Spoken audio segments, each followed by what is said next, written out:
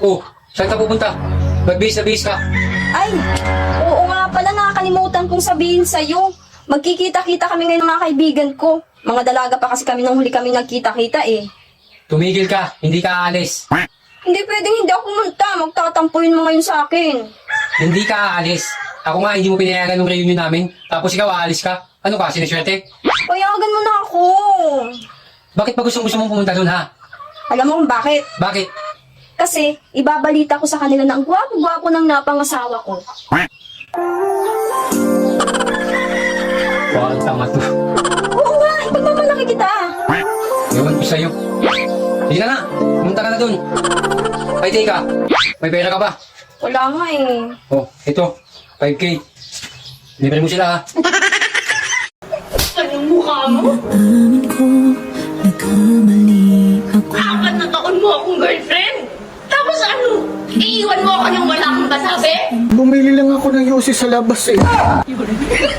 Masama ba yun? Masama ba yun? Bobon di puta.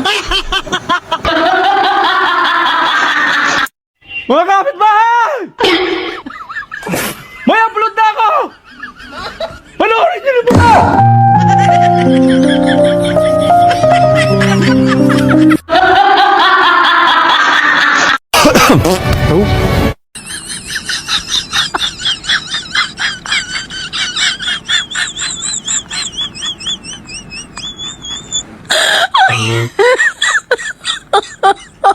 Kaya palaging masakit ang iyong ulo kasi wala ka nang pera, wala ka pang bembang.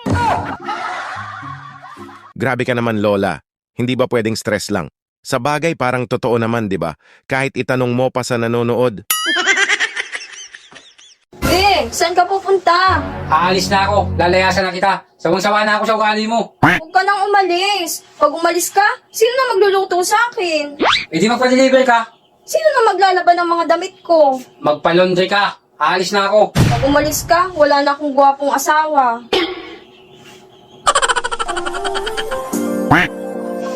Parang tama. Yun na nga, di na ako aalis. Hello, anak? Hello? Papa? Umus ka na. Anis you. Ay,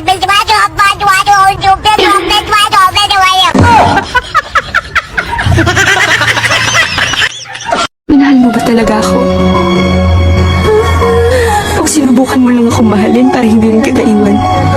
Hindi totoo yun. Hindi kita mahal.